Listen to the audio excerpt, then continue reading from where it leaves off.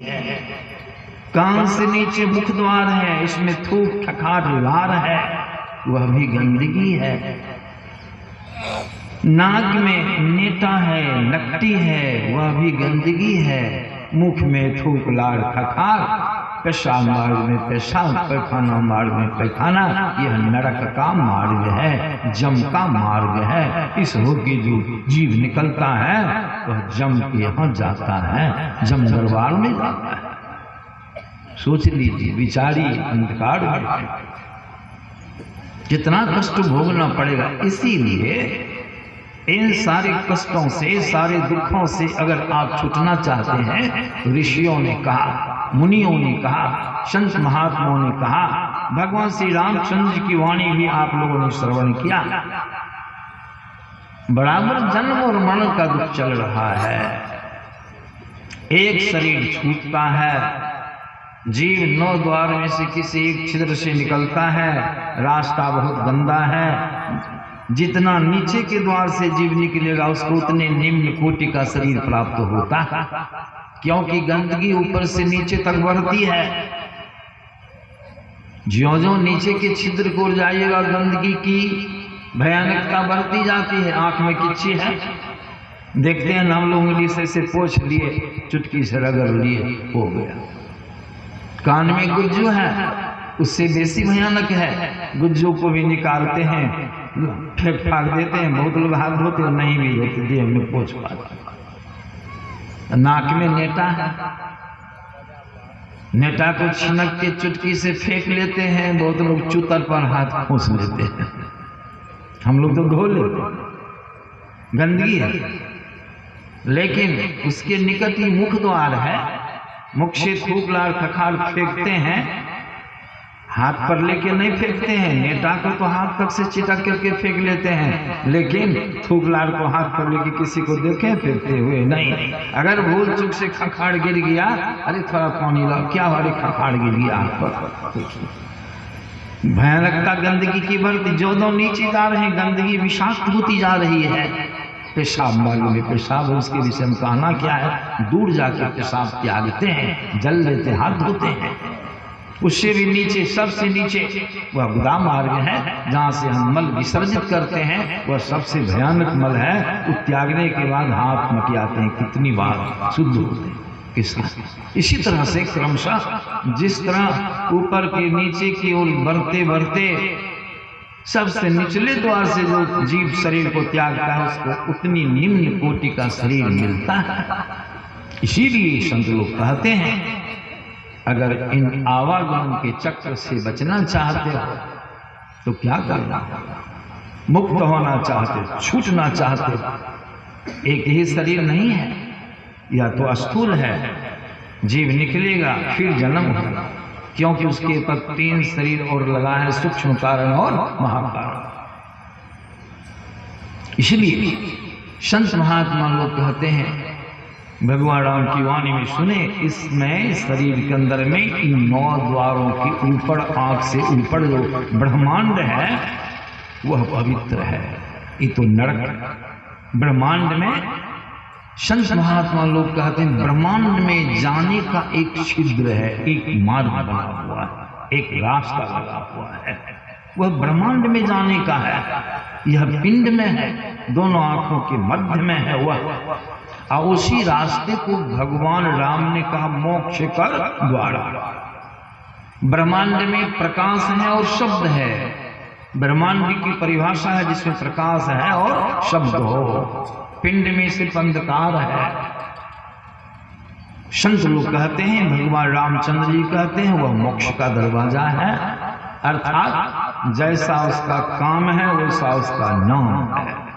उस द्वार के अगर जीव निकले तो सभी शरीरों से छूटता हुआ निकलेगा, ब्रह्म को प्राप्ति करेगा, ईश्वर को प्राप्ति करेगा, स्वतंत्र हो जाएगा। भोर मैंने सुनाया था, सभी शरीरों से छूट जाएगा, उसका नाम है मोक्ष कर द्वार। वह इसी शरीर में है, दूसरे शरीर नहीं है। इसीलिए भगवान रामचंद्र जी ने कहा, साधन धाम मोक्ष कर द्वारा, पाई में जही परलोक समारा। ऐसे शरीर को प्राप्त करके भगवान राम की वो वाणी है जिन्होंने संसार का सृजन किया, शरीर का सृजन किया, जिनका नाम जप करके हम और आप सब जीते हैं, उन प्रभु राम की वाणी अमोघ वाणी है। वृथा अनुभूति देव शिवानी।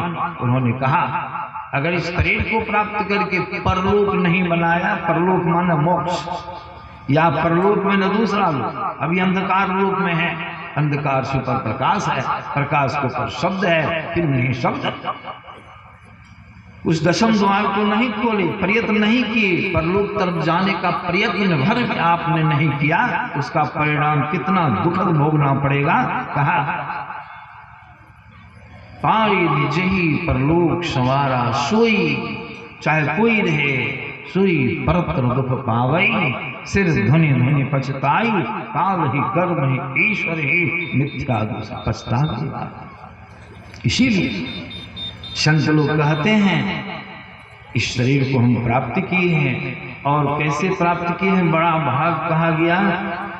अभी सुने हैं 184 भड़म की फोपी अटकी आए, अब की पासा ना पड़े फिर 84 जाए। इतना डर है, 84 मनुष्य में इतना प्रबंध कर लेते हैं, सब तरह से संपन्न होके रहते हैं। आज शरीर छूट जाए, पशु शरीर में जीव चला जाए, तब क्या दशा होगी। भैंसा में, घोड़ा में, गाय में क्या भोजन, क्या खाइएगा, कहाँ रहिएगा, विचारिए ना, कहाँ जाइएगा, कितना कष्ट होगा। मनुष्य शरीर में भी आए हैं तो माता के गर्भ में 9-10 महीनों तक रह करके उल्टे पांव टंगे दुख भोग तब जन्मे। सीधी सीधी जन्म नहीं हुआ, आराम से नहीं है, जन्म में मरण में भी दुख। इसीलिए भगवान रामचंद्र जी कहते हैं यह मौका मिला, अब की बार यह मौका अगर चला जाए, चूक जाइए, तब फिर किधर जाना होगा विचारिए, फिर उसी में जाना। एक तरफ से सब शरीरों को तय करने में कितना समय, कितनी पीड़ा, कितना कष्ट जीव भोगेगा, यह विचार लीजिए। इसीलिए संतों भगवान रामचंद्र की वाणी में आया है, आकर 4,84,000 जोनी भरमत कौन, यह जीव अविनाशी हम और आप। कागभूषण जी महाराज के अनुभव वाणी है, उतने बड़े पुरुष कहते हैं गरुड़ जी से, कवन जोनी जन्मो जहां नाही, मैं खगेश भरमे भरमे दुख पाऊं।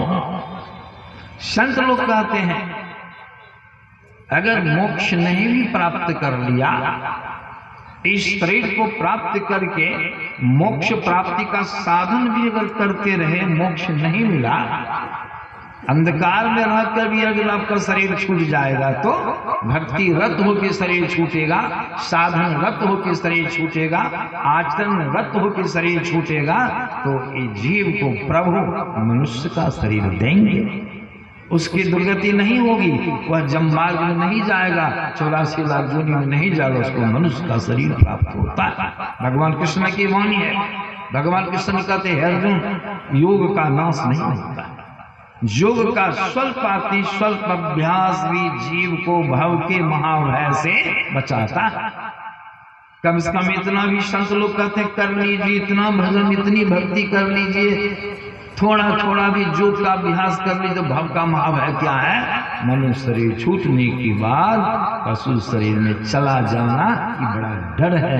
इससे अगर बचना चाहते हैं तो नहीं बेसी तो कुछ कुछ भी योग का अभ्यास करेंगे, ध्यान करेंगे, 5 पापों से बचते रहेंगे, 10वां द्वार को खोलने का अभ्यास करते रहेंगे। शरीर छूटने के बाद प्रभु देखते हैं भजन किया, पूर्ण नहीं हुआ, पूर्ण भजन करने के लिए इसको मनुष्य का शरीर दे दो, मनुष्य का शरीर फिर मिलेगा, फिर भजन करेंगे तो आपका शुभ होगा, कल्याण होगा। समय के मुताबिक मैं यहीं पर अपनी वाणी में विराम देता हूँ। श्री सद्गुरु